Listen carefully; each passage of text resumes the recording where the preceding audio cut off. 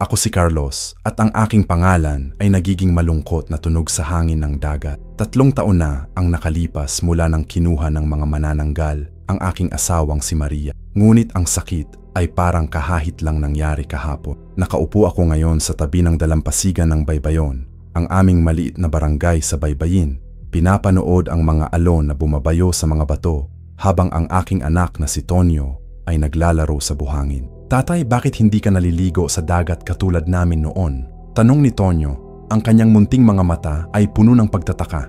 8 taon na siya ngayon at mas madalas siyang magtanong tungkol sa kanyang nanay na hindi niya masyadong naalala. Ang dagat ay delikado, anak, sagot ko. Ngunit hindi iyon ang buong katotohanan. Ang totoo ay takot akong makakita ulit ng mga duguang daliri na umaabot mula sa dilim ng tubig o marinig ang mga hiyaw na nagmumula sa mga nilalang na hindi na tao. Ang Baybayon ay dating isang masayang lugar. Ang mga mangingisda ay umaalis sa umaga at bumabalik sa hapon na may mga basket na puno ng isda. Ang mga bata ay tumatawa sa dalampasigan habang ang mga babae ay naglalaba sa ilog. Ngunit lahat iyon ay nagbago nang dumating ang mga aswang. Una naming naramdaman ang kakaiba noong isang gabi ng tag-ulan, mga ingay sa bubong, mga yapak na walang tao, at amoy ng bulok na karne na nakakalat sa hangin. Si Mang Pedro, ang pinakamatandang mangingisda sa barangay, ang unang nawala. Natagpuan namin ang kanyang bangka na nakalutang, ngunit ang kanyang katawan ay hindi na nakita. Pagkatapos noon, isa-isang nawawala ang mga tao, si Aling Rosa, si Kuya June, at marami pang iba. Ang Kapitan Berto ay nagsabi na mga bandido lang ang may gawa niyon, ngunit kami ay nakakaalam ng mas malaking katotohanan. Nakita namin ang mga mata na nagniningas sa dilim, ang mga binti na nakasabit sa hangin, at ang mga tunog na hindi galing sa tao. Ang araw na kinuha si Maria ay hindi ko makakalimutan kahit kailan. Mga 12:00 ng gabi nang marinig namin ang takot na sigaw mula sa kabilang bahay. Tumakbo kami ni Maria upang tumulong, ngunit sa daang pupunta roon, isang malaking anino ang bumaba mula sa langit. "Carlos, takbo!" sigaw ni Maria, ngunit huli na.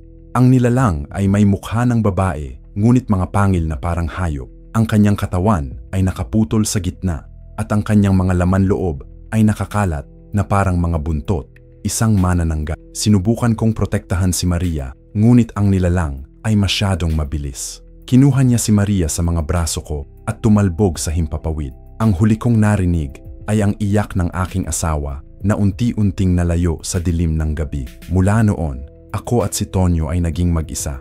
Ang aming tahanan ay nagiging tahimik at ang mundo ay parang nawala ng kulay. Ang aking kapatid na si Ligaya ay naging aming tagapag-alaga, ngunit kahit siya ay nagbago din. Ligaya ay mas bata sa akin ng 5 taon. Siya ay dating masayahin at palakaibigan, laging handang tumulong sa mga kapitbahay. Ngunit pagkatapos ng pagkamatay ni Maria, nagiging mailap siya at madalas na nakatingin sa kawalan. Minsan ay nakakarinig kami siyang umiiyak sa gabi. Pero kapag tinatanong namin siya, sasabihin niyang walang problema. Isang umaga, nagsabi si Ligaya na aalis siya. "Pupunta ako sa Cebu City, kuya," sabi niya habang inihahanda ang kanyang maliit na. "May trabaho akong nakuha doon sa isang pabrika. Kikita ako ng mas malaking pera para kay Tonyo." "Hindi mo kailangan, Ligaya," sabi ko. "Makakabangon din tayo dito. Magtutulungan tayo." Ngunit determinado siya. "Kailangan kong gawin ito, kuya, para sa pamilya natin." Ang kanyang mga mata ay parang may mga lihim na hindi niya masasabi. Umalis si Ligaya nang walang paalam na huling salita. Naiwan kaming dalawa ni Tonyo sa bahay na parang mas naging malaki at tahimik pagkatapos niyang umalis. Mga gabi ay nagiging mas mahaba at ang mga tunog sa labas ay nagiging mas nakakatakot. 4 na buwan kaming walang balita mula kay Ligaya. Niliham o tawag ay wala kaming Nag-alala ako, ngunit sinabi ng mga kapitbahay na normal lang iyon kapag nagtatrabaho sa malaking lungsod. Siguro ay abala lang siya sa bagong buhay. Habang naghihintay, ginawa ko ang lahat upang maging normal ang buhay namin ni Tonyo. Nagtayo ako ng maliit na tindahan sa harap ng bahay kung saan nagbebenta ako ng mga nakuhang isda. Hindi na ako nagsalampati ng malayo sa dagat dahil takot akong iwanan si Tonyo, kaya sa mababaw na bahagi lang ako nangingisda. Si Tonyo naman ay patuloy na nagtanong tungkol sa kanyang tita Ligaya. "Kailan babalik si tita?" tanong niya araw-araw. "Malapit na, anak," sagot ko palagi. Ngunit sa totoo lang ay hindi ko alam. Mga gabi ay naging mas delikado. Madalas ay nakakarinig kami ng mga tunog sa bubong, mga unggol na hindi galing sa tao, at mga anino na gumagalaw sa labas ng bintana. Minsan ay nakikita ko ang mga mata na nagniningas sa dilim, nakamasid sa aming bahay. Ginawa ko ang lahat. Nilagay ko ang mga krus sa mga pintuan, nagdadala ako ng rosaryo at hindi na kami lumalabas sa gabi. Ngunit isang gabi ng tag-ulan, lahat ay nagbago. Mga 11:00 ng gabi nang marinig namin ang malakas na ingay sa bubong. Hindi na ito parang daga o pusa, mas mabigat, mas delikado. Gumising si Tonyo at nagsimulang "Tatay, takot ako," bulong niya. Kinuha ko ang aming emergency na kandila at ang bolo na laging nakahanda sa tabi ng kama. Ang tunog sa bubong ay nagiging mas malapit at mas malakas.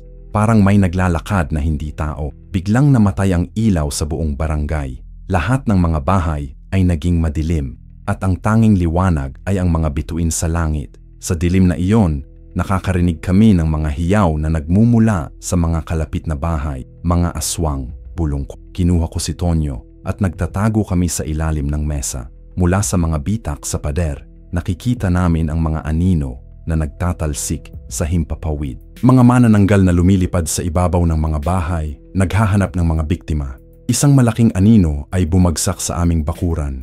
Marinig namin ang mga yapak na papalapit sa aming pintuan. Ang puso ko ay tumitibok ng malakas na parang gusto nang lumabas sa dibdib. Biglang may kumatok sa pinto. Hindi normal na katok. Malakas at walang tigil. "Carlos, buksan mo. Ako si Kapitan Berto." Kilala ko ang boses ng aming kapitan.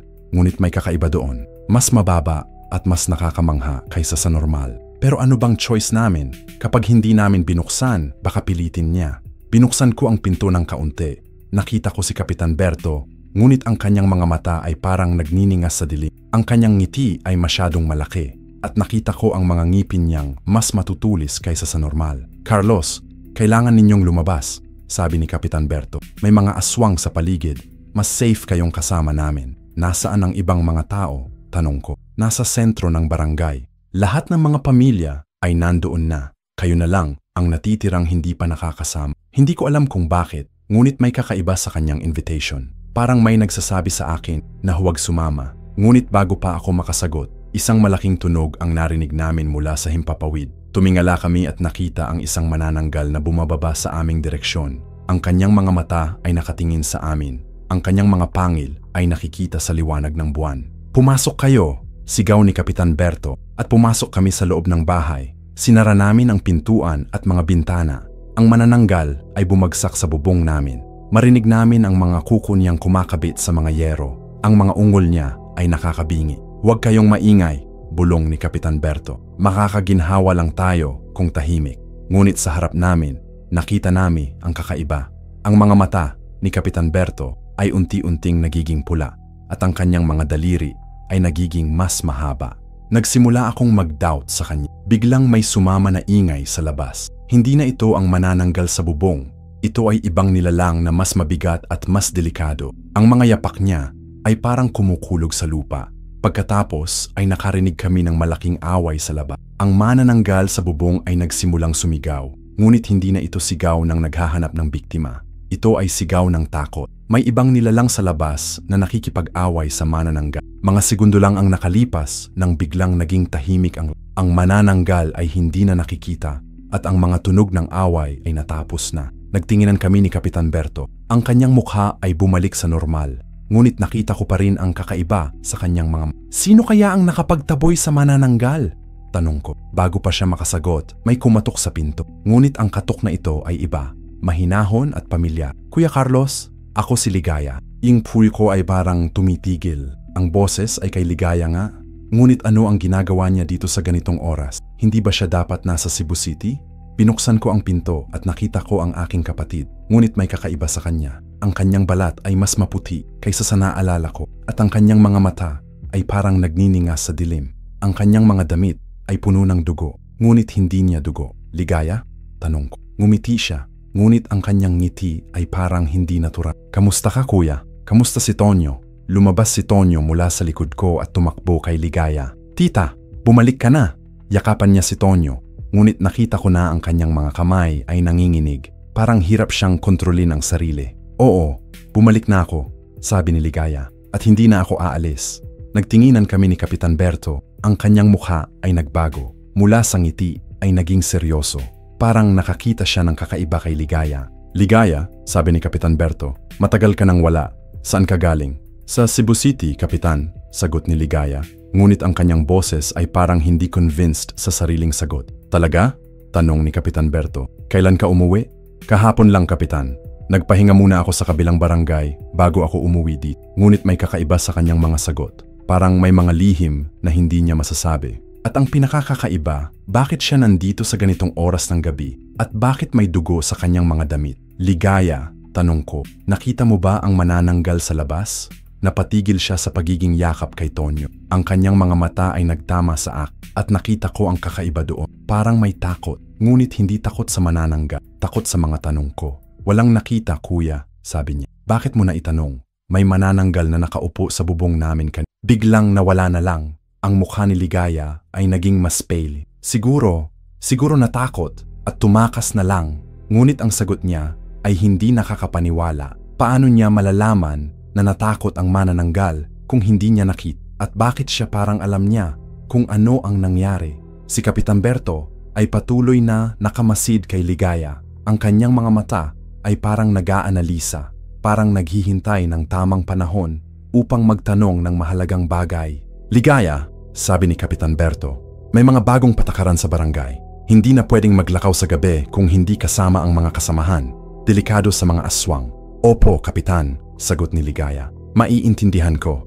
"Mabuti naman," sabi ni Kapitan Berto. "Puwes, matutulog na ako. Bukas ay may malalaking desisyon tayong gagawin para sa seguridad ng lahat." Pagkatapos niyang umalis, naiwan kaming tatlo sa bahay. Ang kasama naming ulo ay puno ng mga tanong. Ngunit hindi ko alam kung paano ko sisimulan ang pag-usapan kay Ligaya. "Tita, nagdasal ka ba sa Cebu City?"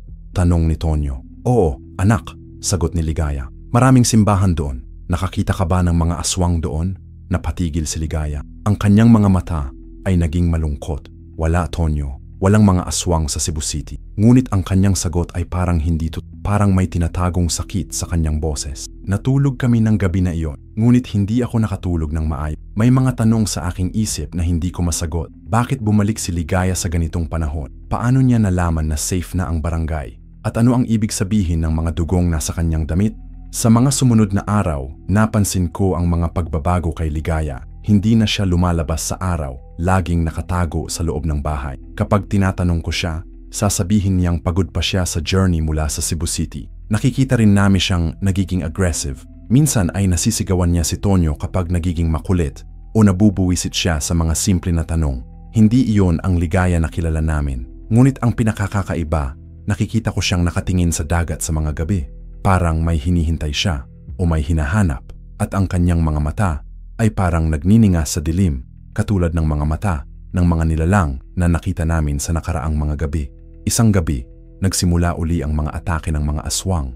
Ang pangalawang yugto ng mga atake ay mas malala kaysa sa una. Hindi na ito mga paminsan-minsang pagdakip sa mga nag-iisang mangingisda. Ito ay organized na pag-atake sa buong barangay. Mga 12:00 ng gabi nang marinig namin ang mga sigaw na nagmumula sa iba't ibang direksyon ng baybayon. Gumising si Tonyo sa ingay at agad siyang tumakbo sa akin. "Tatay, nagsisimula na naman ba?" "Oo, anak," sagot ko habang kinukuha ang bolo at mga kandila. Magtago tayo sa loob. Ngunit hindi namin makita si Ligaya. Ang kanyang higaan ay walang laman at ang mga damit niya ay naiwan sa paligid.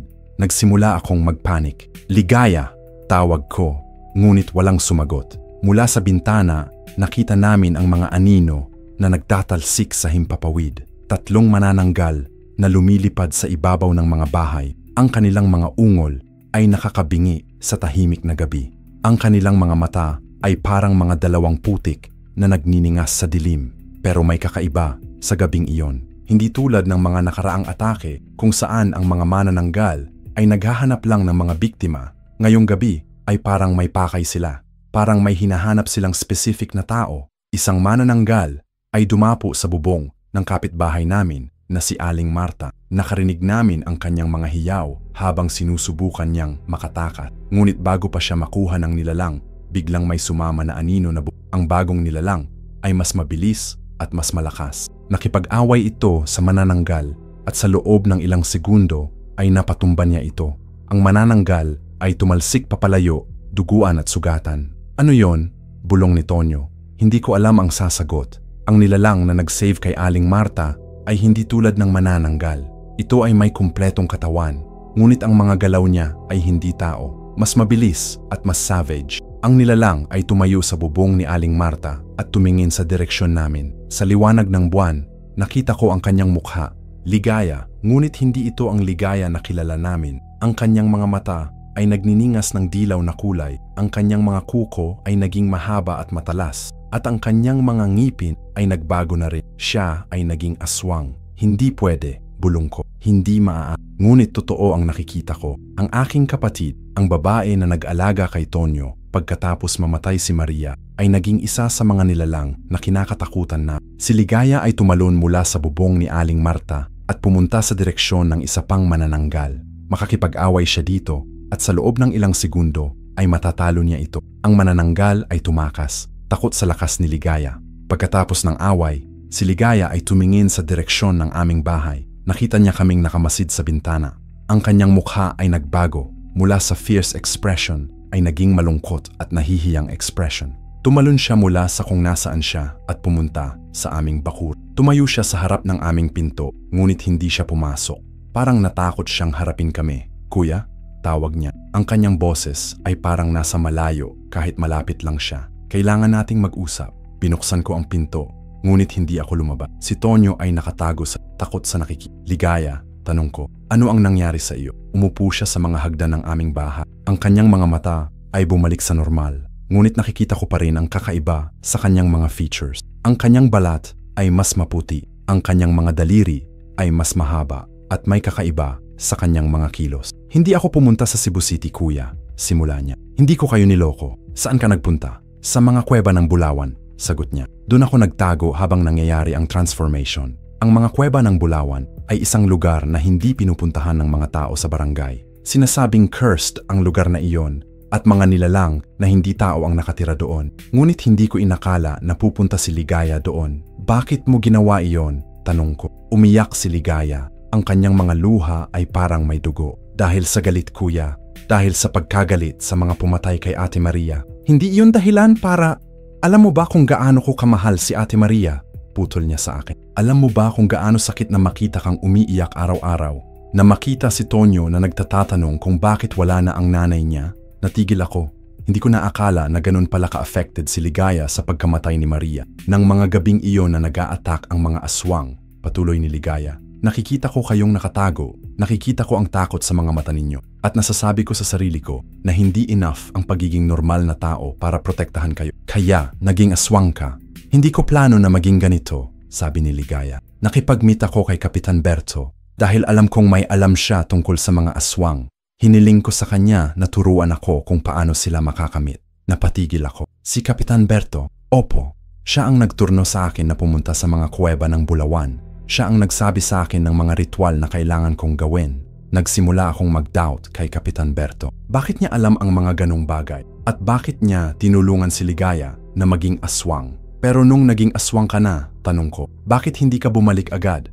Natakot ako, sagot ni Ligaya. Natakot ako sa sarili ko, sa mga bagong powers na meron ako, sa mga bagong desire. Natakot ako na makaka-hurt ako sa inyo. Nakikita ko sa kanyang mga mata ang tunay na sakit. Ang aking kapatid ay naging monster upang protektahan kami. Ngunit sa proseso ay naging takot siya sa sarili. Pero ngayong gabi, patuloy ni Ligaya, nang makita kong nag-a-attack ulit ang mga manananggal, hindi ko napigilan ang sarili ko. Kailangan kong protektahan ang barangay. Kailangan kong protektahan kayo. Si Tonyo ay lumapit sa akin. Tatay, si Tita Ligaya pa rin ba yon? Tumingin ako kay Ligaya. Kahit nagbago ang kanyang physical appearance, nakikita ko pa rin ang pagmamahal sa kanyang mga mata. Ang concern para sa amin ay pareho pa rin. Oo, anak, sagot ko. Siya pa rin ang Tita Ligaya mo. Ngumiti si Ligaya, ngunit ang kanyang ngiti ay may kasamang lungkot. Pero hindi na ako pwedeng maging normal, kuya. Hindi na ako pwedeng bumalik sa dating ako. Ano ang ibig mong sabihin? Ang pagiging aswang ay hindi reversible, sabi ni Ligaya. Habang buhay na akong magiging ganito. At ang mga desires ko, ang mga cravings ko, hindi madali kontrolin. Nagsimula akong maging takot ulit. Anong klaseng cravings? Dugo, sagot ni Ligaya. Raw meat. At minsan ay may urge akong manakit ng mga tao. Lalo na kapag galit ako, Ligaya. Pero hindi kita masasaktan, kuya. Mabilis niyang sabi. Hindi ko masasaktan si Tonyo. Kayo ang dahilan kung bakit ko ginawa ito. Kaya imposible na kayo ang maging target ko. Ngunit may doubt pa rin sa isip. Ang mga aswang ay kilala sa pagiging unpredictable. Kahit sinasabi ni Ligaya na hindi niya kami masasaktan, paano ko malalaman na hindi magbabago ang isip niya? Ano ang plano mo ngayon? Tanong ko. Gusto kong manatili dito, sabi ni Ligaya. Gusto kong protektahan ang baybayon. Nakikita mo naman na mas malakas ako kaysa sa mga ordinaryong aswang. Pwede kong bantayan ang buong barangay. May sense ang sinasabi niya, ngunit may mga complications. Paano kong malaman ng mga tao na aswang siya? Paano kung mag-doubt sila sa kanya? At ang pinaka-importante, paano kung hindi niya makontrol ang sarili at maging dangerous siya sa mga taong pinoprotektahan niya? Kailangan nating mag-isip ng mabuti tungkol dito, sabi ko. Kuya, sabi ni Ligaya, may isang bagay pa na kailangan mong malaman. Ano iyon?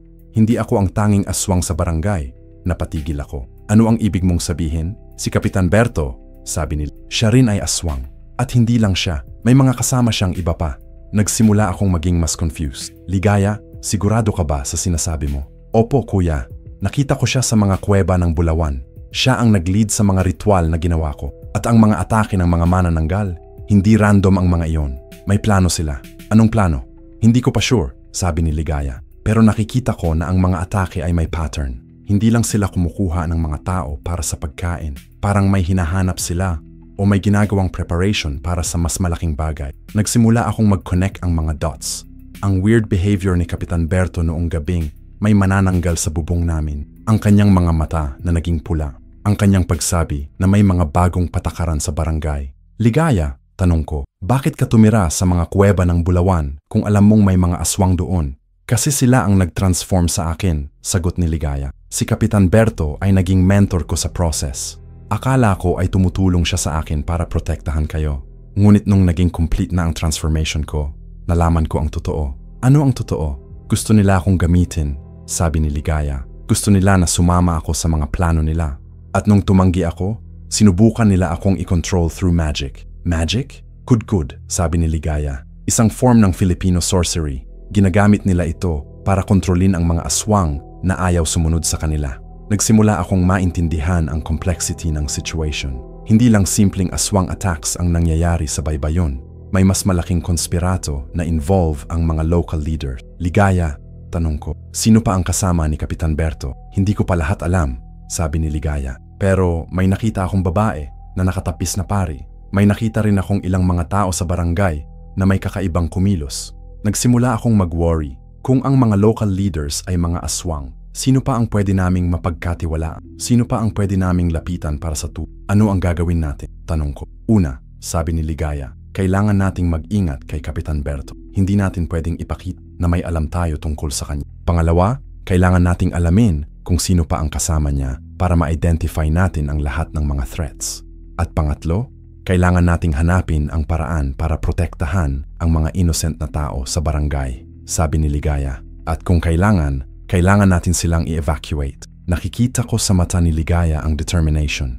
Kahit naging aswang siya, ang kanyang love para sa pamilya at community ay hindi nagbago. Ngunit nakikita ko rin ang struggle, ang pakikipaglaban sa sariling nature upang gawin ang Ligaya. Tanong ko, paano mo na-control ang sarili mo ngayong Paano mo na siguro na hindi mo kami masasaktan?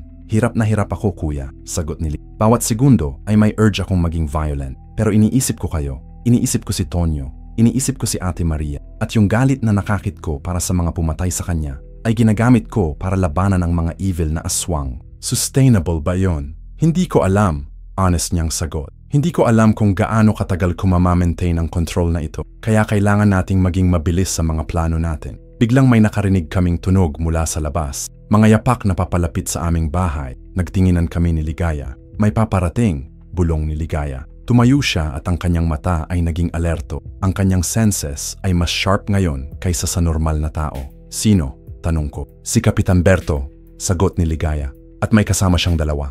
Nagsimula akong magpanik. Kung natatalo si Kapitan Berto, na may alam kami tungkol sa kanya, manganganib ang buhay namin. Ano ang gagawin natin? Tanong ko. Magpretend tayong normal, sabi nila. Sabihin natin na bumalik lang ako galing Cebu City at nakatulog lang ako sa loob ng bahay habang nangyayari ang atake. Paano kung hindi siya maniwala? Wala tayong choice, sabi ni Ligaya. Kailangan nating maging convincing. Kumatok si Kapitan Berto sa pinto. Ang kanyang boses ay parang mas authoritative kaysa sa normal. Carlos, Ligaya, lumabas kayo. May kailangan tayong pag-usapan. Nagtinginan kami. Ang oras ng truth ay dating na. Binuksan ko ang pinto at nakita si Kapitan Berto kasama ang dalawang tao na hindi ko kilala. Ang isa ay isang babae na nakasuot ng religious habit, mukhang madre. Ang isa ay isang matandang lalaki na may hawak na malaking rosary. Kapitan, bati ko, ano po ang kailangan ninyo? Carlos, sabi ni Kapitan Berto, nakita namin na may panibagong atake ngayong gabi. Maraming mga manananggal na lumabas, pero kakaiba ang nangyari. Ano pong kakaiba? May isa o dalawang nilalang na nakipag-away sa mga manananggal, sabi ni Kapitan Berto. At yung mga nilalang na iyon ay naging successful sa pag-defeat sa kanila. Nagtago si Ligaya sa likod ko, pero nakikita ko na kinakabahan siya. Ano pong meaning nun, Kapitan? Tanong ko. Meaning? May mga ibang aswang sa barangay natin, sabi ni Kapitan Berto. Mga aswang na hindi kasama ng mga manananggal na nag-a-attack. Ang babae na nakasuot ng religious habit ay lumapit. Ako si Madre Elena, pagpapakilala niya. Dumating ako dito para tumulong sa inyo na masolve ang problema ninyo sa mga aswang. Salamat po, Madre, sagot ko. Ngunit, patuloy ni Madre Elena, para masolve natin ang problema, kailangan nating alamin kung sino ang mga aswang na nakatira sa barangay ninyo. Nagsimula akong mag-sweat. Parang may alam na sila tungkol kay Ligaya. Carlos, sabi ni Kapitan Berto, where nakita mo si Ligaya ngayong gabi? Natutulog po siya sa loob ng bahay. Sagot ko. Pagod pa siya sa travel galing Cebu City. Talaga? Tanong ni Madre Elena. Pwede ba namin siyang makausap? Walang choice kami. Lumabas si Ligaya mula sa likod ko. Good evening po, bati ni Ligaya. Tinitigan siya ni Madre Elena. Ang kanyang mga mata ay parang nag-scan sa buong katawan ni Ligaya. Ligaya, sabi ni Madre Elena, kailan ka ba exactly bumalik galing Cebu City? Kahapon po, sagot ni Ligaya. At saan ka natulog kahapon? Sa bahay po namin. Nakita mo ba ang mga aswang attacks ngayong gabi? Hindi po, sagot ni Ligaya. Natutulog po ako. Ang matandang lalaki na kasama nila ay lumapit kay Ligaya. Inilabas niya ang kanyang rosary at inilapit sa kanya. Huwag kayong mag-alala, sabi niya. Ito ay blessed rosary. Kapag may demonic presence, ito ay magiging mainit. Hinawakan niya ang rosary at inilapit kay Ligaya. Nagsimula kaming maghintay kung ano ang rosary ay naging mainit. Ang rosary ay naging mainit sa kamay ng matandang lalaki at nakita namin lahat ang kanyang Ang kanyang mga mata ay nanlaki at biglang tinagilid niya ang ulo para tignan si Ligaya ng mas mabuti. Madre Elena, sabi ng matandang lalaki na tinawag nilang Brother Miguel. May demonic presence dito. Nagsimula akong magpanik, ngunit si Ligaya ay nanatiling kalmado. Nakita ko sa kanyang mga mata na may planong pumasok sa isip niya. Ay naku, sabi ni Ligaya, baka dahil sa mga amulet na binili ko sa Cebu City. Sabi kasi ng vendor na pwedeng mag-interfere yun sa mga religious objects. Inilabas ni Ligaya mula sa bulsa niya ang isang maliit na amulet na hindi ko nakilala. Mukhang gawa ito sa kahoy at may mga nakaukit na symbols.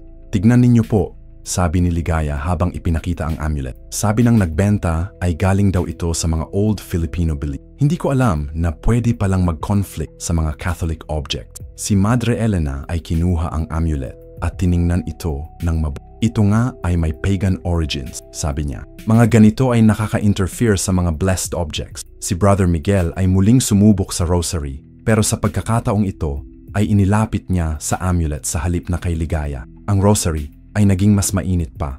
Tama nga, sabi ni Brother Miguel. Ang amulet ang nagkakos ng reaction. Si Kapitan Berto ay hindi mukhang convinced.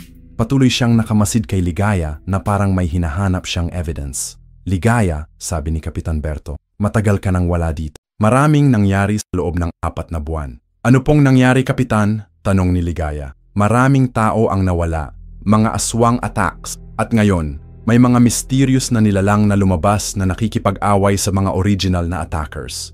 Mysterious po? Tanong ni Ligaya. Oo, sabi ni Madre Elena. May mga witnesses na nagsasabi na nakakita sila ng mga nilalang na mas malakas pa sa manananggal. Mga nilalang na mukhang aswang din, pero hindi kasama ng mga nag-a-attack. Nagtinginan kami ni Ligaya. Alam naming pareho na kailangan naming maging mas maingat sa mga sasabihin namin. Maaring, sabi ni Kapitan Berto, ang mga nilalang na ito ay mga protector aswang. Mga aswang na naging good at gumagawa ng good deeds. May ganun po ba?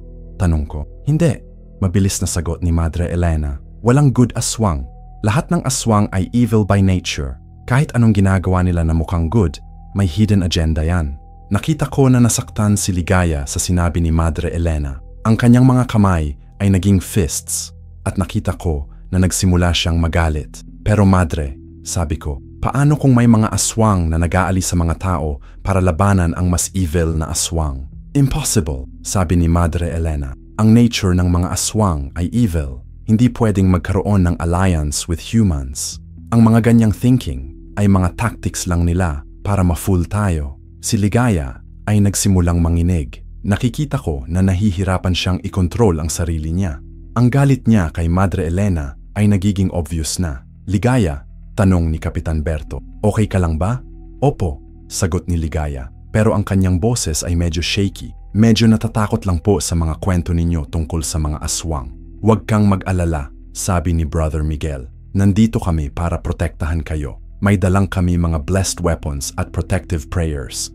Inilabas ni Brother Miguel mula sa kanyang bag ang mga wooden stakes, holy water, at iba pang religious item. Pero nakita ko sa mata ni Kapitan Berto ang kakaiba. Parang hindi siya satisfied sa mga weapons na dala ni Brother Miguel. Brother Miguel, sabi ni Kapitan Berto, ang mga weapons na yan ay effective ba against strong aswangs?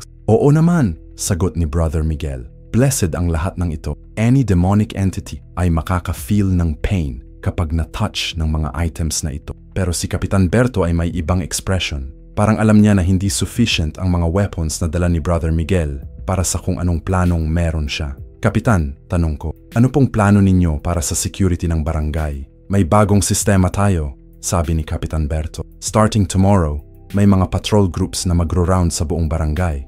Lahat ng families ay magkakaroon ng assigned na protector. Protector po? Tanong ko. Oo, sabi ni Madre Elena. Mga trained individuals na may experience sa pag-deal ng mga supernatural entities.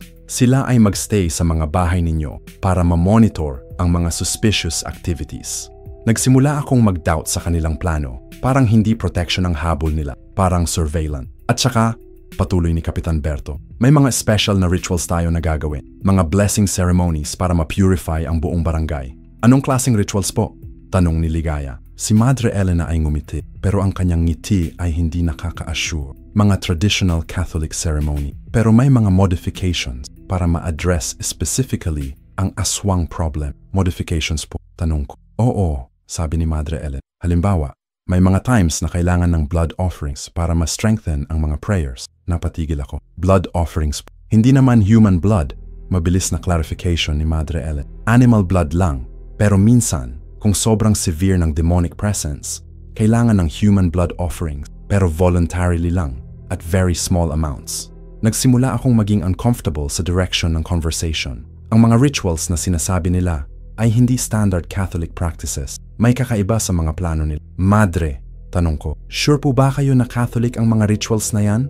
Oo naman, sagot ni Madre Elena. Pero alam mo, Carlos, may mga times na kailangan nating mag-adapt ang mga traditional methods para ma-address ang mga modern problem. Ang mga aswang ngayon ay mas sophisticated na kaysa sa mga aswang noon. Si Ligaya ay biglang nagsalita. Madre, paano po ninyo na-learn ang mga modifications na yan? Napatigil si Madre Elena. Parang hindi siya nag-expect na tatanungin siya ni Ligaya ng ganyang direct na tanong. Sa mga special trainings, sagot ni Madre Elena. May mga seminars para sa mga clergy na nagde-deal ng supernatural problem. Saan po ang mga seminars na yan? Tanong ni Ligaya. Sa iba't ibang places, sagot ni Madre Elena. Pero medyo hesitant siya. Mostly sa mga remote areas kung saan maraming reported cases ng mga aswang. Nakita ko na nagiging suspicious si Ligaya sa mga sagot ni Madre Elena.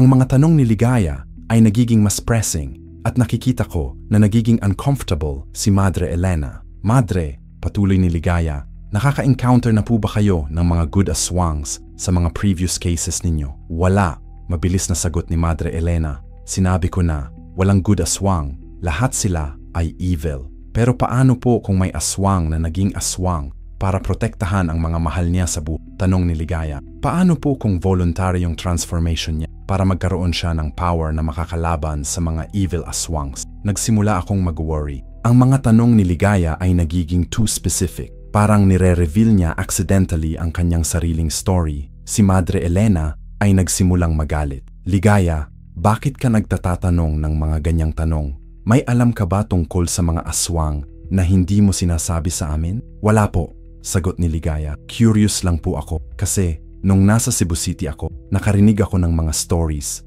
na may mga good aswang. Lahat ng mga stories na yan ay mga myths lang, sabi ni Madre Elena. Mga propaganda ng mga demonic entities para ma-confuse ang mga tao. Si Kapitan Berto ay lumapit kay Ligaya. Ligaya, pwede ba kitang ma-examine? Examine po, tanong ni Ligaya. Oo, sabi ni Kapitan Berto, para ma-make sure na hindi ka na-affect ng mga demonic entities nung nasa Cebu City ka. Nagsimula akong magpanik. Kung i-examine ni Kapitan Berto si Ligaya, malalaman niya na aswang siya. Hindi po kailangan, sagot ni Ligaya. Okay naman po ako. Ligaya, sabi ni Madre Elena, kung wala kang tinatagong bagay, wala kang dapat ipag-alala sa examination. Nakita ko na nagsimula ng manginig si Ligaya. Ang kanyang control sa sarili ay nagsisimulang mawala dahil sa pressure. Okay lang po talaga ako, insist ni Ligaya. Pero si Kapitan Berto ay hindi tumitigil. Lumapit siya kay Ligaya at inilabas mula sa kanyang bulsa ang isang maliit na bottle may tubig. Ito ay holy water, sabi ni Kapitan Berto. Kung normal ka lang, hindi ka ma-hurt. Pinuhusan niya ang kamay ni Ligaya. Nagsimula kaming maghintay kung ano ang holy water ay nagsizzle sa kamay. Nakita namin lahat ang smoke na umaangat mula sa kanyang balat at nadinig namin ang tunog na parang nag-burn ang kanyang kamay. Sumigaw si Ligaya sa sakit at napatakbo palayo mula sa amin. Aswang! Sigaw ni Madre Elena. Si Kapitan Berto ay ngumiti, ngunit ang kanyang ngiti ay hindi ngiti ng someone na na-discover ang katotohanan. Ito ay ngiti ng someone na nakuha ang gustong result. Carlos, sabi ni Kapitan Berto, ang kapatid mo ay aswang. Hindi, sagot ko. Hindi pwedeng aswang si Ligaya. Nakita mo naman ang reaction sa holy water, sabi ni Brother Miguel. Hindi pwedeng magsinungaling ang blessed water. Pero nakita ko sa mata ni Kapitan Berto ang satisfaction. Parang ito ang gusto niyang mangyari mula sa simula. Si Ligaya ay bumalik, pero ngayon ay hindi na siya nagtitry na mag-hide. Ang kanyang mga mata ay nagniningas na, at ang kanyang mga kuko ay lumabas na. Tama, sabi ni Ligaya. Aswang ako. Napaatras sina Madre Elena at Brother Miguel, pero si Kapitan Berto ay nanatiling kalmado. Ligaya, sabi ni Kapitan Berto, kailan ka naging aswang? 4 na buwan na, sagot ni Ligaya. At ikaw ang nakaaalam nun, Kapitan. Ikaw ang nag-guide sa akin sa transformation. Napatigil sina Madre Elena at Brother Miguel. Nagtinginan sila kay Kapitan Berto. Ano ang ibig mong sabihin? Tanong ni Madre Elena. Si Kapitan Berto ay aswang din, sabi ni Ligaya. Siya ang nag-recruit sa akin. Siya ang nag-tutor sa akin sa mga ritual. Si Kapitan Berto ay natawa. Ligaya, huwag mong i-involve ako sa mga delusions mo. Delusion? Sabi ni Ligaya. Kapitan, ipakita mo sa kanila ang tunay mong mukha. Biglang nagtinginan sina Madre Elena at Brother Miguel kay Kapitan Berto. Nakita nila ang kakaiba sa kanyang mga mata, ang pagka-glow na hindi normal sa tao. Kapitan, tanong ni Brother Miguel, totoo ba ang sinasabi ni Ligaya? Si Kapitan Berto ay natahimik saglit. Pagkatapos ay nagsimulang tumawa ng malakas. Oo, sabi ni Kapitan Berto. Totoo, biglang nagbago ang kanyang mukha. Ang kanyang mga mata ay naging pula. Ang kanyang mga ngipin ay naging mas matalas. At ang kanyang mga daliri ay naging mas mahaba. Ngunit ang pinaka-shocking, si Madre Elena ay hindi naging takot. Sa halip, siya rin ay ngumiti. Salamat, Kapitan, sabi ni Madre Elena. Natagal na tayong naghintay na ma-expose si Ligaya. Si Brother Miguel ay napaatras. Madre, ano ang nangyayari? Miguel, sabi ni Madre Elena habang nagsisimulang magbago rin ang kanyang mukha. Ikaw lang ang hindi aswang dito. Nakita namin na si Madre Elena ay naging aswang din. Ang kanyang religious habit ay naging costume lang para mag-disguise. Si Brother Miguel ay nagsimulang sumigaw at subukang tumakas. Pero mahuli siya ni Kapitan Berto. Miguel, sabi ni Kapitan Berto, salamat sa lahat ng information na nabigay mo sa amin tungkol sa mga Catholic defenses against aswangs. Very useful sa mga plano namin. Napatunayan na si Brother Miguel ay genuine Catholic at ginawa lang siyang tool ni na Kapitan Berto para ma-learn ang mga traditional defenses. Carlos, sabi ni Madre Elena, salamat din sa cooperation ninyo. Dahil sa inyo, na-expose namin si Ligaya. Ano ang gusto ninyo? Tanong ko. Gusto namin na sumama si Ligaya sa amin, sabi ni Kapitan Berto. Siya ay may special na powers na kailangan namin sa mas malaking plano. Anong plano? Tanong ni Ligaya. Transformation ng buong barangay. Sagot ni Madre Elena. Lahat ng tao dito ay magiging aswang. Walang exceptions. Nagsimula akong maintindihan ang tunay nilang agenda. Hindi sila nagpi-protect sa barangay. Ginagawa nila itong aswang colony. Bakit? Tanong ko. Kasi mas madali i-control ang mga aswang kaysa sa mga normal na tao, sabi ni Kapitan Berto. At may mas malaking powers kami kapag marami kaming kasamahang aswang. At si Ligaya? Tanong ko. Si Ligaya ay may special na transformation, sabi ni Madre Elena. Siya ay voluntary na naging aswang, kaya may mas malakas na powers siya. Kailangan namin ang powers niya para makomplete ang ritual. Nagtinginan kami ni Ligaya. Nakita ko sa kanyang mga mata na hindi siya sasama sa plano nila. Hindi, sabi ni Ligaya. Hindi ako sasama sa inyo. Ligaya, sabi ni Kapitan Berto, wala kang choice. Part ka na ng aswang community. Kailangan mong sumunod sa hierarchy. Hindi. Matapos na sagot ni Ligaya, si Kapitan Berto ay naglabas ng isang maliit na amulet na gawa sa buto. Ligaya, alam mo ba kung ano ito? Nakita ko sa mukha ni Ligaya ang takot. Kudkud amulet. Tama, sabi ni Kapitan Berto. At alam mo kung ano ang pwede nitong gawin. Biglang nagsimulang mag-glow ang amulet at nakita ko na nagsimulang magbago si Ligaya. Ang kanyang mga mata ay nagiging walang expression at ang kanyang mga galaw ay nagiging robotic. Ligaya, tawag ko, pero hindi siya sumasagot. Ang Kudkud amulet ay nagko-control sa isip ng aswang, sabi ni Madre Elena. Ngayon ay susunod na si Ligaya sa lahat ng utos namin. Nakita ko na nawala na ang free will ni Ligaya. Nagiging puppet na siya ni na Kapitan Berto. Ligaya, sabi ni Kapitan Berto, kill mo si Carlos at si Tonyo. Nagsimulang lumapit si Ligaya sa amin. Ang kanyang mga mata ay walang emosyon. Ang kanyang mga kuko ay nakahanda na para manakit. Hindi ko alam kung ano ang gagawin ko. Ang aking kapatid na naging aswang para protektahan kami ay ngayon ay utos na pumatay sa amin. Nakikita ko si Ligaya na papalapit sa amin na walang emosyon sa kanyang mga mata. Ang aking kapatid na nagiging zombie dahil sa Kudkud amulet ni Kapitan Berto. Kinuha ko si Tonyo at nagsimula kaming umurong. Ligaya, ako si kuya mo. Sigaw ko, pero parang hindi niya narinig. Patuloy siyang naglalakad na parang robot na may utos na pumatay. Hindi kanya maririnig, sabi ni Madre Elena habang tumatawa. Ang Kudkud ay completely nagko-control sa kanyang consciousness. Wala na siyang sariling isip. Nagsimula akong maghanap ng paraan para makatakas, pero napapaligiran kami. Si Kapitan Berto sa harap, si Madre Elena sa kaliwa, at si Ligaya na papalapit sa amin. Biglang may narinig kaming ingay mula sa labas ng bahay. Mga sigaw at ingay ng mga tao na parang may nagaganap na gulo sa barangay. Ano yon? Tanong ni Madre Elena. Si Kapitan Berto ay lumapit sa bintana para tingnan.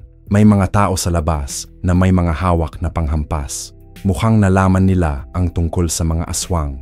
Paano? Tanong ni Madre Elena. Biglang bumukas ang pintuan at pumasok ang isang matandang babae na kilala ko. Si Lola Sioning. Ang lahat ay akala namin na sira na ang utak niya dahil sa edad. Pero ngayon ay nakikita ko sa kanyang mga mata ang clarity at wisdom. Kapitan Berto, sabi ni Lola Sioning na may authoritative na boses, tama na ang kasinungalingan mo. Napatigil lahat kami. Si Lola Sioning na akala namin ay may demensya ay biglang nagiging coherent at malakas. Lola Sioning, sabi ni Kapitan Berto, umuwi ka na sa bahay mo. Delikado dito. Delikado? Natawa si Lola Sioning. Sino ang mas delikado? Ang mga aswang na nagpipretend na leaders o ang isang babaylan na naghihintay ng tamang timing para lumabas? Napatigil kami lahat. Babaylan si Lola Sioning. Hindi possible, sabi ni Madre Elena. Ang mga babaylan ay mga ancient practices na. Wala na nun ngayon. Tanga ka ba? Sabi ni Lola Sioning. Akala mo ba na wala ang mga traditional practices dahil lang sa mga foreign religion? Hindi kami nawala. Nagtago lang kami at naghintay ng tamang panahon. Inilabas ni Lola Sioning mula sa kanyang bulsa ang isang maliit na bag na puno ng mga powder at herbs. Kapitan Berto, alam ko ang ginagawa mo sa barangay na ito. Alam ko ang mga plano mo para sa mass transformation. Paano mo nalaman? Tanong ni Kapitan Berto. Kasi nakikita ko ang lahat, sabi ni Lola Sioning. Ang pagpapanggap kong sira ang utak ay cover ko lang para ma-observe ko ang mga nangyayari nang hindi kayo naging suspicious. Nagsimula akong maintindihan. Si Lola Sioning ay nag-spy sa kanila habang nagpapanggap na may demensya. Lola Sioning, may magagawa ba kayo para kay Ligaya? Tiningnan ni Lola Sioning si Ligaya na nakatayo na sa harap namin, handa na para manak. Oo, pero kailangan ko ng konting oras para ma-break ang Kudkud spell. Wala kaming oras, sabi ni Madre Elena. Ligaya, patayin mo si Lola Sioning. Nagsimulang tumakbo si Ligaya hasya kay Lola Sioning. Pero ang matandang babae ay mas mabilis pa sa inaasahan. Kumuha siya ng isang handful ng powder mula sa kanyang bag at sinabog ito sa mukha ni Ligaya. Biglang huminto si Ligaya at nagsimulang Ang powder ni Lola Sioning ay may effect sa kudkud spell. Ano ang ginawa mo? Sigaw ni Kapitan Berto. Ginagamit ko ang mga ancient counter spells, sabi ni Lola Sioning. Mga spells na mas matanda pa sa mga kudkud na ginagamit ninyo. Si Madre Elena ay nagsimulang mag-transform sa kanyang true aswang form. Ang kanyang religious habit ay nagunlapag at nakita namin ang kanyang true appearance. Mas mukha siyang demonic kaysa sa mga normal na aswang. Lola Sioning, sabi ni Madre Elena, hindi mo alam kung sino ka nakakagitna. Kami ay parte ng mas malaking organization. May mga backup plans kami. Alam ko, sabi ni Lola Sioning. Kaya nga ako nag-prepare. Biglang may narinig kaming maraming yapak na papalapit sa bahay. Hindi mga yapak ng mga tao, mas mabigat at mas synchronized. Ang mga reinforcements ninyo? Tanong ni Lola Sioning kay Kapitan Berto. Oo, sabi ni Kapitan Berto nang ngumiti. Mga aswang mula sa ibang barangay. Hindi kayo makakaalis dito na buhay. Pero si Lola Sioning ay hindi naging takot. Sa halip, siya rin ay Kapitan Berto, sabi ni Lola Sioning. May mga reinforcements din ako. Biglang bumukas ang mga bintana ng bahay at pumasok ang mga tao mula sa barangay. Pero hindi ordinary na mga tao. Mga may hawak na mga traditional weapon na may mga kakaibang glow. Nakita ko si Mang Pedring na may hawak na spear na may blue glow. Si Aling Nena na may mga arrows na may silver tips. Si Kuya Dante na may bolo na may mga nakaukit na symbol. Mga kasamahan mo sa babaylan? Tanong ni Madre Elena. Hindi, sabi ni Lola Sioning. Mga normal na tao lang na tinuruan ko kung paano lumaban sa mga aswang. Nagsimula ang malaking away sa loob ng aming bahay. Ang mga tao na tinuruan ni Lola Sioning ay nakikipag-away sa mga aswang na kasama ni Kapitan Berto. Ang kanilang mga weapons ay effective dahil blessed ng mga traditional babaylan rituals. Sa gitna ng gulo, nakita ko na si Ligaya ay unti-unting bumabalik sa normal. Ang powder ni Lola Sioning ay nagsisimulang ma-break ang kudkud spell. Ligaya, tawag ko. Napalingon siya sa akin at nakita ko na may recognition na sa kanyang mga mata. Pero nakita ko rin na nahihirapan pa rin siya na makontrol completely ang sarili. Kuya, sabi ni Ligaya na nanginginig, hirap akong mag-think clearly. Parang may sumisigaw sa isip ko. Nasundin si Kapitan Berto. Laban mo, Ligaya, sabi ko. Isipin mo kung bakit ka naging aswang para protektahan mo kami. Nakita ko sa kanyang mga mata ang pagbabalik ng determination. Ang pagmamahal niya sa pamilya ay mas malakas pa sa kudkud spell. Si Kapitan Berto ay napansin na nagiging free na si Ligaya mula sa kanyang kontrol. Nagsimula siyang magpanik. Hindi pwede, sigaw ni Kapitan Berto. Ligaya, balik sa kontrol ko. Inilabas ulit niya ang kudkud amulet at sinubukan na ikontrol ulit si Ligaya. Pero ngayon ay may protective barrier na si Lola Sioning sa paligid namin. Hindi nagagana yan, sabi ni Lola Sioning. Ginawa ko ang counter spell na hindi na ma-break. Si Ligaya ay tuluyang bumalik sa normal, pero ngayon ay galit na galit siya kay Kapitan Berto. Ginagamit mo ako, sabi ni Ligaya. Ginawa mo akong puppet para sa mga evil na plano mo. Ligaya, sabi ni Kapitan Berto, ginawa ko iyon para sa mas malaking layunin, para sa survival ng aming species. Survival, sabi ni Ligaya. Ginagawa mo kaming mga monster para sa power mo lang.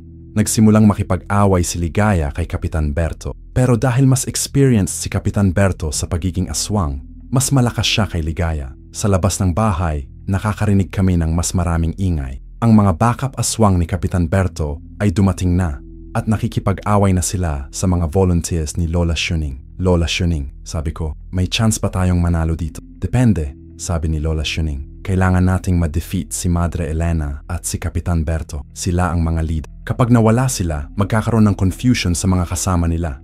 Paano? May special weapons ako, sabi ni Lola Sioning. Inilabas niya mula sa kanyang bag ang 2 bolo na may mga silver blade at mga nakaukit na ancient symbols. Ito ay mga consecrated weapons, gawa ng mga babaylan generation mga years ago para specifically sa pag-defeat ng mga powerful aswang. Ibinigay niya sa akin ang isang bolo. Carlos, kailangan mo ring lumaban. Hindi pwedeng si Ligaya lang ang makakababa dito. Kinuha ko ang bolo at naramdam ko agad ang power na nanggagaling doon. Parang may electric current na dumadaloy sa aking mga kamay. Ano ang gagawin ko? Tanong ko. Focus ka kay Madre Elena, sabi ni Lola Sioning. Siya ang mas delikado. Si Ligaya ay pwede na ring makipag-away kay Kapitan Berto ngayon na free na siya. Nagsimula akong lumapit kay Madre Elena. Ang kanyang true form ay mas nakakatakit kaysa sa inaasahan. Ang kanyang mga mata ay nagningas ng red color. Ang kanyang mga kuko ay umabot na sa isang talampakan, ang haba. At ang kanyang mga ngipin ay parang mga blade. Carlos, sabi ni Madre Elena, akala mo ba pwede kang makipag-away sa akin? Ako ay centuries old na. Nakakita na ako ng thousands ng mga tao na sumubok na patayin ako. Baka, sabi ko, habang hinawakan ng bolo, hindi mo pa nakita ang ganitong klaseng weapon. Sumubok akong manakit kay Madre Elena gamit ang bolo, pero mas mabilis siya kaysa sa akin. Naiwasan niya ang attack ko at sinubukan niya akong sakupin sa mga kuko niya. Pero nang tumama ang kanyang mga kuko sa blade ng bolo, narinig namin ang tunog ng pag-burn. Ang silver blade ay nag-cause ng damage sa kanya. Impossible, sigaw ni Madre Elena. Bakit effective ang weapon mo sa akin? Kasi hindi ito ordinary na silver, sabi ni Lola Sioning. Ito ay silver na blessed ng mga ancient Babaylan rituals. Mas malakas pa sa mga Catholic blessings. Nakita ko na may chance akong manalo, kaya naging mas aggressive ako sa pag-attack. Pero kailangan ko ring mag-ingat, kasi kapag nakapag-hit si Madre Elena sa akin, malaking damage iyon. Sa kabilang sulok, nakikita ko si Ligaya na nakikipag-away kay Kapitan Berto. Mas even ang fight nila ngayon, kasi pareho silang aswang. Pero nakikita ko na may advantage si Kapitan Berto dahil sa experience. Ligaya, sigaw ni Lola Sayon, gamitin mo ang emotions mo. Ang galit mo sa kanya ay magbibigay sa iyo ng extra strength. Nakita ko na nagsimulang mag-glow ang mga mata ni Ligaya. Ang kanyang galit kay Kapitan Berto ay nagiging source ng power. Ginawa mo akong slave, sigaw ni Ligaya habang nanakit kay Kapitan Berto. Ginugamit mo ang pagmamahal ko sa pamilya ko para sa mga evil na plano mo. Ang bawat attack ni Ligaya ay nagiging mas malakas. Nakikita ko na nagsisimulang ma-overwhelm si Kapitan Berto. Sa labas, nakakarinig pa rin kami ng mga ingay ng away. Ang mga volunteers ni Lola Sioning ay patuloy na nakikipag-away sa mga backup aswang. Pero hindi ko alam kung sino ang nangunguna. Biglang may sumigaw mula sa labas. Apoy! May apoy sa sentro ng barangay. Nagtinginan kaming lahat. May nagsindi ng apoy sa sentro ng barangay. At ang apoy na iyon ay hindi ordinary fire. May blue at white flames na hindi natural. Ano yon? Tanong ko. Purification fire, sabi ni Lola Sioning. Sinindi ng mga volunteers para ma-weaken ang lahat ng demonic entities sa area. Nakita ko na nagsimulang mag-weaken sina Madre Elena at Kapitan Berto. Ang purification fire ay nag-a-affect sa kanilang power. Ngayon, sigaw ni Lola Sioning, ito ang tamang panahon para ma-defeat sila. Sumulong ako kay Madre Elena gamit ang buong lakas ko. Dahil weakened na siya ng purification fire, mas madali ko siyang na-hit gamit ang blessed bolo. Ang blade ay pumasok sa kanyang dibdib at nakita ko na nagsimulang mag-dissolve ang kanyang katawan. Sumigaw siya ng malakas bago tuluyang namatay. Sa kabilang side, nakita ko na si Ligaya ay na-defeat na rin si Kapitan Berto. Ang purification fire ay nag-big help sa kanya para ma-overcome ang experience advantage ni Kapitan Berto. Pero hindi pa tapos ang laban. May mga ibang aswang pa sa labas na kailangan naming harapin. Lola Sioning, ano ang susunod nating gagawin? Lalabas tayo sa sentro ng barangay, sabi ni Lola Sioning. Doon natin matatapos ang lahat ng ito.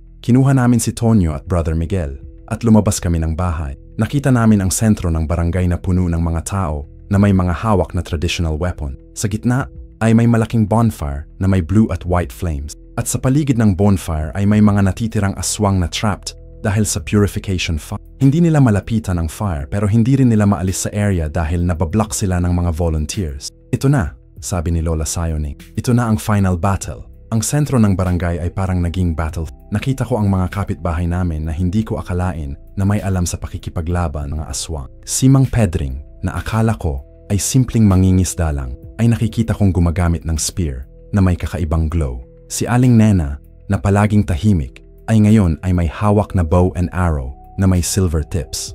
Lola Sioning, tanong ko, habang papalapit kami sa gitna ng gulo. Gaano katagal na kayong nag-prepare para dito? 3 taon na, sagot niya habang naglalakad. Simula pa lang ng mga unang aswang attacks. Alam ko na may pattern, kaya nagsimula akong mag-recruit at mag-train ng mga volunteers. Nakita ko si Tonyo na nakatingin sa mga nangyayari na parang hindi makapaniwala. Tatay, bakit hindi ninyo sinabi sa amin na may mga ganito? Kasi kailangan nating maging secretive, sabi ni Lola Sioning. Kapag nalaman ng mga aswang na may resistance kami, mas magiging careful sila sa mga plano nila. Sa gitna ng sentro, nakita ko ang mga natitirang aswang na natrap ng purification fire. Mga 10 aswang na hindi makakaalis dahil sa blue at white flames na umaabot sa paligid nila. Sino ang mga iyon? Tanong ni Ligaya. Mga aswang mula sa ibang barangay, sabi ni Lola Sioning. Mga recruits ni na Kapitan Berto para sa mass transformation plan nila. Nakita ko na may mga volunteers na nasa strategic positions sa paligid ng fire. May mga nakaposisyon na archers, may mga may hawak na spears, at may mga naka-ready na mga iba pang weapon. Ano ang final plan? Tanong ko. Kailangan nating ma-defeat ang lahat ng mga natitirang aswang, sabi ni Lola Sioning. Pero hindi pwedeng isa-isa. Kapag nag-scatter sila, mahirap nang makontrol ang situation. Paano? May special ritual ako na pwedeng i-weaken silang lahat ng sabay-sabay, sabi ni Lola Sioning. Pero kailangan ko ng tulong mula kay Ligaya. Nagtinginan kami ni Ligaya. Ano ang kailangan ko gawin? Tanong ni Ligaya. Kailangan mo nang mag-channel ng aswang energy mo sa purification fire, sabi ni Lola Sioning. Pero instead na gamitin mo ito para sa destructive purposes, gamitin mo para ma-strengthen ang purifying effects.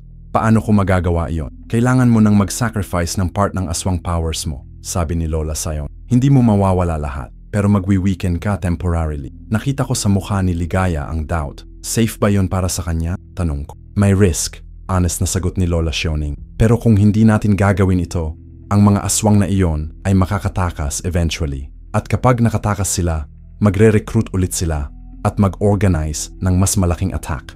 Nakita ko sa mata ni Ligaya ang determination. Gagawin ko, sabi niya, para sa barangay. Ligaya, sabi ko, sigurado ka ba?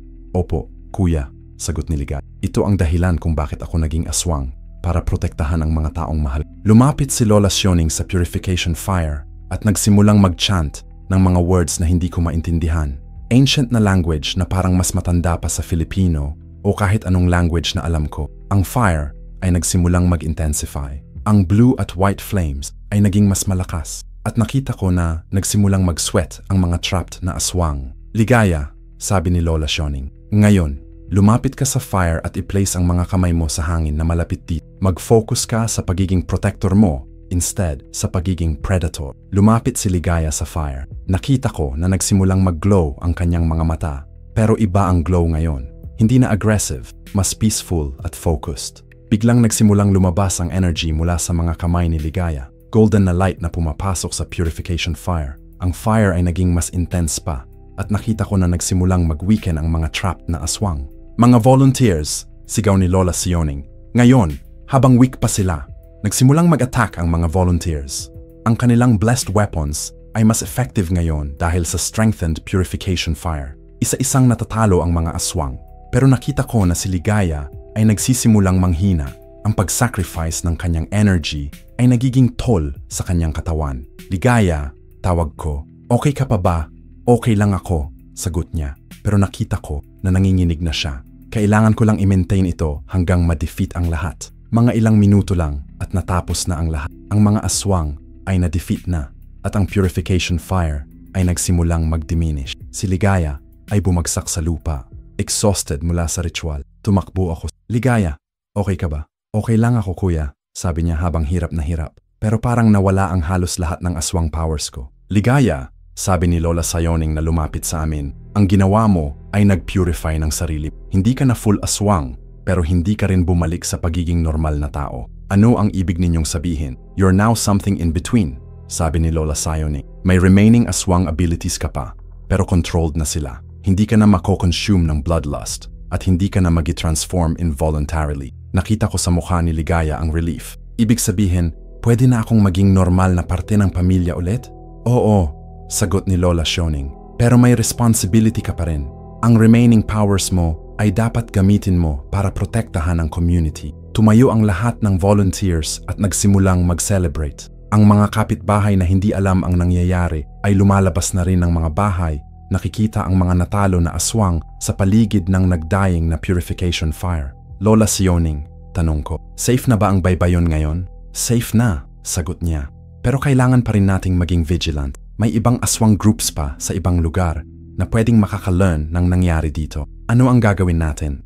Magtuturo ako sa mga volunteers ng mas advanced na techniques, sabi ni Lola Sioning. At si Ligaya ay magiging guardian ng barangay. Ang combination ng traditional babaylan knowledge at ng reformed aswang powers ay magbibigay sa atin ng malakas na defense. Nakita ko si Brother Miguel na lumapit sa amin. Ang poor man ay traumatized sa mga nangyari, pero understanding pa rin. Lola Sioning, sabi ni Brother Miguel, pwede ba nating i-combine ang Catholic practices at ang Babaylan practices para sa mas malakas na protection? Oo, sagot ni Lola Sioning. Actually, mas effective kapag combined. Ang mga ancient practices at ang mga modern religious practices ay pwedeng mag-complement sa isa't isa. Si Tonyo ay lumapit kay Ligaya. Tita, normal ka na ba ulit? Ngumiti si Ligaya. Hindi exactly normal, Tonyo. Pero okay na ako.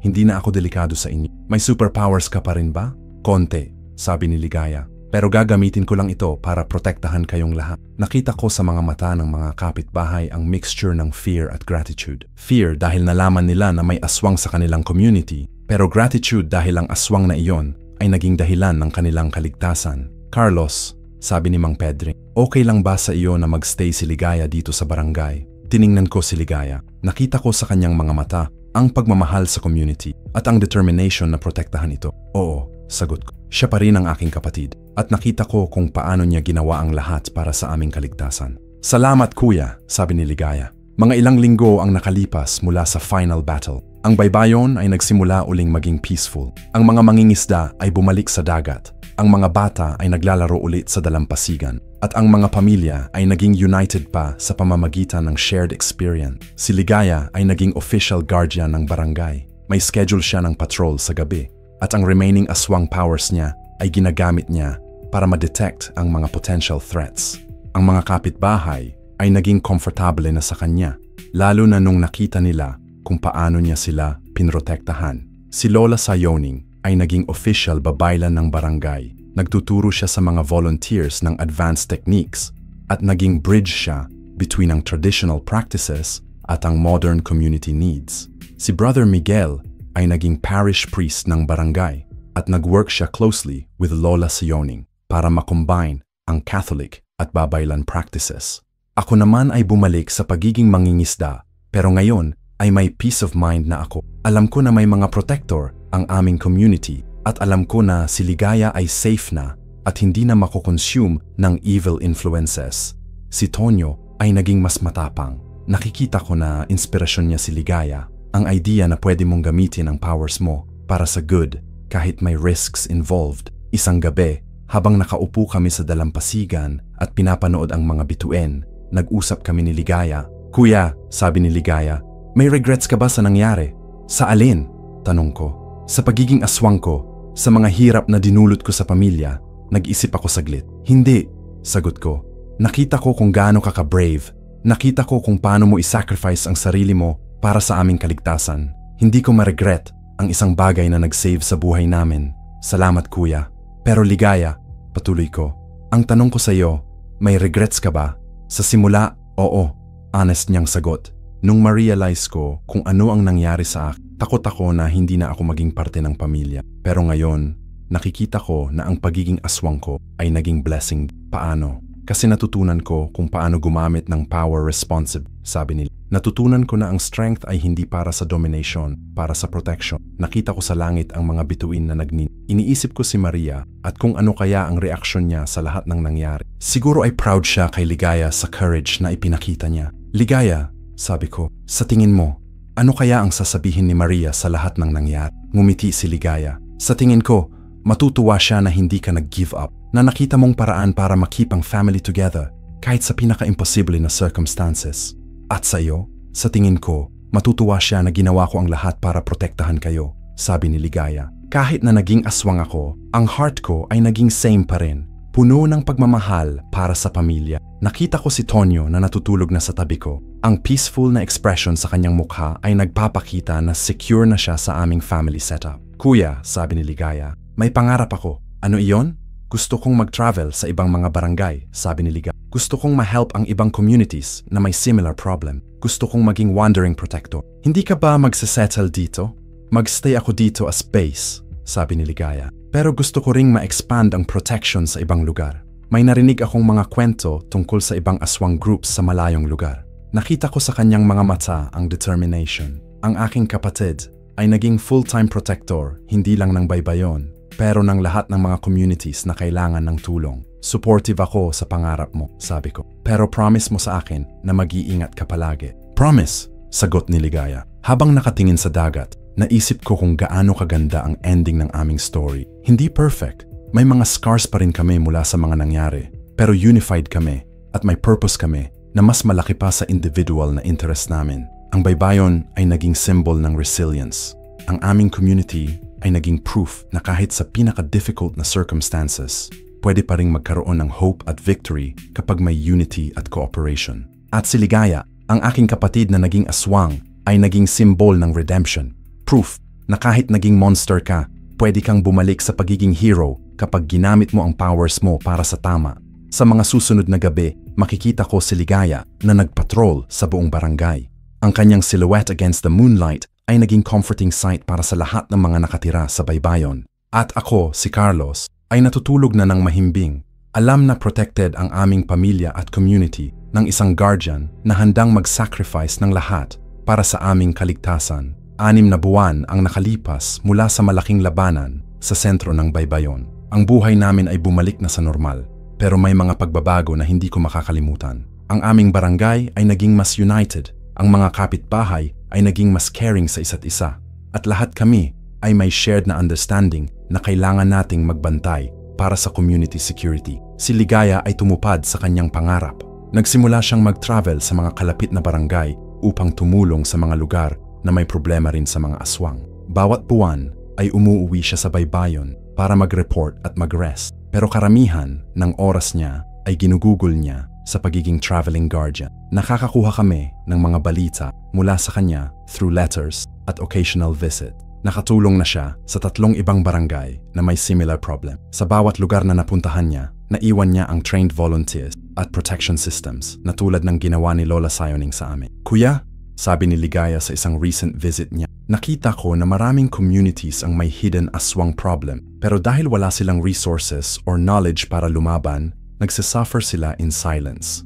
Delikado ba ang ginagawa mo? Tanong ko. May risk, honest niyang sagot. Pero mas delikado kapag hindi ko ginagawa. Ang mga aswang groups ay nag-o-organize. May network sila na mas malaki pa sa inaasahan natin. Nakita ko sa kanyang mga mata ang maturity na develop niya sa mga nakaraang. Ang pagiging guardian ay hindi lang naging trabaho para sa kanya, naging calling. Si Tonyo ay naging proud sa kanyang tita Ligaya. Palagi siyang nagsishare sa mga kaklase niya ng mga kwento tungkol sa adventures ni Ligaya. Pero hindi niya sinasabi ang full detail para sa security reason. Tatay, sabi ni Tonyo isang araw, gusto ko ring maging tulad ni tita Ligaya pagka-adult na ako. Ano mo naman magagawa iyon? Tanong ko. Hindi ako magiging aswang, sabi ni Tonyo. Pero matutunan ko ang mga babaylan practices kay Lola Sioning. Magiging protector ako using traditional knowledge. Nakita ko na ang experiences namin ay naging inspiration sa kanya para maging protective sa community. Hindi ko siya sinasalungat. Actually, proud ako na may ganyang mindset siya. Si Lola Sioning ay naging mas respected sa buong barangay. Ang kanyang babaylan practices ay naging officially recognized at maraming mga tao ang pumupunta sa kanya para sa guidance at healing. Nagkaroon din siya ng mga apprentices na nagtuturo niya ng traditional knowledge. Carlos, sabi ni Lola Sioning sa akin isang linggo, may nakakuha akong information na importante. Ano iyon? Tanong ko. May larger aswang organization na nagplan ng revenge attack sa baybayon. Sabi niya, nalaman nila ang nangyari dito at gusto nilang gumante. Nagsimula akong mag-worry. Kailan? Hindi ko pa sure, sabi ni Lola Sion. Pero based sa mga signs na nakikita ko, within the next few months, kailangan ba nating i-inform si Ligaya? Oo, sabi ni Lola Sion. At kailangan din nating mag-prepare ng mas advanced defense system. Nag-send kami ng message kay Ligaya tungkol sa potential threat. Sa loob ng 2 linggo, bumalik siya sa baybayon with new information. Kuya, sabi ni Ligaya, totoo ang information ni Lola Sioning. Nakita ko ang mga signs sa ibang lugar na pinuntahan ko. May mga aswang scouts na nag-i-investigate ng mga barangay na may successful resistance operations. Ano ang plano mo? Tanong ko. Magstay ako dito permanently, sabi ni Ligaya, at mag-coordinate tayo sa ibang protected communities para gumawa ng alliance network. Nakita ko na ang threat na ito ay mas serious kaysa sa mga nakaraang challenges namin. Pero nakita ko rin na mas prepared kami ngayon. May knowledge, may experience, at may network na pwede namin gamitin. Mga 3 buwan ang nakalipas nang mangyari ang predicted attack. Pero hindi ito simplified na attack. Ito ay coordinated assault mula sa multiple aswang groups na nagkakaisa para sa revenge. Noong gabing iyon, nakita namin ang mga aswang na dumarating mula sa iba't ibang direction. Hindi na ito mga individual na manananggal. Ito ay organized army na may tactics at strategy. Lahat ng volunteers sa position. Sigaw ni Lola Sioning. Nakita ko ang mga kapitbahay namin na nag-take ng kanilang assigned positions. Ang mga archers sa mga mataas na lugar, ang mga spear fighters sa ground level, at ang mga support personnel na may mga supply ng blessed weapon. Si Ligaya ay naging field commander sa operation. Ang kanyang combination ng aswang abilities at protective mindset ay naging perfect para sa coordinated defense. Kuya, sabi ni Ligaya, i-protect mo si Tonyo at ang mga non-combatants sa evacuation center. Ito ay mas malaking laban kaysa sa nakaraan. Hindi, sagot ko. Lalaban ako kasama ninyo. Carlos, sabi ni Lola Sioning, kailangan namin ng someone na mag-coordinate sa evacuation operations. Hindi ito pagkontra sa courage mo. Ito ay equally important responsibility. Naintindihan ko ang punto niya. Tumungo ako sa evacuation center kung saan nasa secured area ang mga bata at ibang non-combatant. Mula sa evacuation center, nakikita ko ang buong battle na nangyayari sa. Ang mga volunteers ay nakikipaglaban na may coordination at tactic na hindi nalam dati. Ang mga aswang attackers ay hindi nag-expect ng ganitong level organization mula sa supposedly simple fishing community. Si Ligaya ay nakikita kong lumalabas-masok sa iba't ibang parts ng battlefield. Ang kanyang mobility at tactical knowledge ay nagiging crucial sa success ng defense operation. Mga 3 oras ang tumagal ang laban. Sa huli, successful ang defense namin, pero may casualties sa both sides. 3 volunteers namin ang namatay at maraming injuries sa mga natitirang fighters. Pero ang victory na ito ay naging symbol para sa ibang communities. Nakakuha kami ng recognition bilang successful resistance operation at maraming ibang barangay ang nag-send ng representatives para matutunan ang defense systems namin. Carlos, sabi ni Ligaya pagkatapos ng laban, sa tingin ko, accomplish na natin ang mission namin dito sa Baybayon. Ano ang ibig mong sabihin? Naging model na tayo, sabi ni Ligaya. Ang success namin dito ay nagiging inspiration sa ibang lugar. Pero ngayon, kailangan namin ng mag-expand para ma-spread ang knowledge sa mas maraming community. Magli-leave ka ba ulit? Hindi lang ako, sabi ni Ligaya. Tayo, mag-family migration tayo para maging traveling defense consultants. Nag-isip ako tungkol sa proposal ni Ligaya. May sense ito. Ang expertise namin ay pwedeng makatulong sa maraming lugar. Pero may concerns din ako tungkol sa stability ni Tonyo. Tonyo, tanong ko sa anak ko, ano ang opinion mo sa idea ni Tita Ligaya? Exciting, sagot ni. Makakatulong tayo sa maraming tao at makakatuto ako ng mas maraming. Nakita ko na supportive si Tonyo sa idea. At sa totoo lang, after ng lahat ng nangyari, feeling ko na may obligation kami na i-share ang knowledge namin. Okay, sabi ko, pero may conditions ako. Ano? Tanong ni Ligaya. Una, dapat secured ang safety ni Tonyo sa lahat ng lugar na pupuntahan. Pangalawa, dapat may regular communication tayo sa Baybayon. Pangatlo, dapat may plan tayo kung paano tayo babalik dito kapag naging too dangerous ang situation. Agreed, sagot ni Ligaya. Mga 2 buwan ang preparation namin bago kami nag-migrate. Nag-train si Lola Sioning ng replacement babaylan para sa Baybayon. Nag-set up kami ng communication system para ma-maintain ang connection namin sa home base. At nag-organize kami ng travel supplies at portable defense. Ang unang destination namin ay isang coastal barangay sa Mindanao na may reported aswang problems. Ang local government doon ay nag-request ng expert consultation para sa defense planning. Nung nakarating kami doon, nakita namin na mas complex ang problem compared sa Baybayon. May mga political complications, may mga local leaders na involved sa aswang operations, at may mas sophisticated na aswang organization. Pero dahil sa experience namin,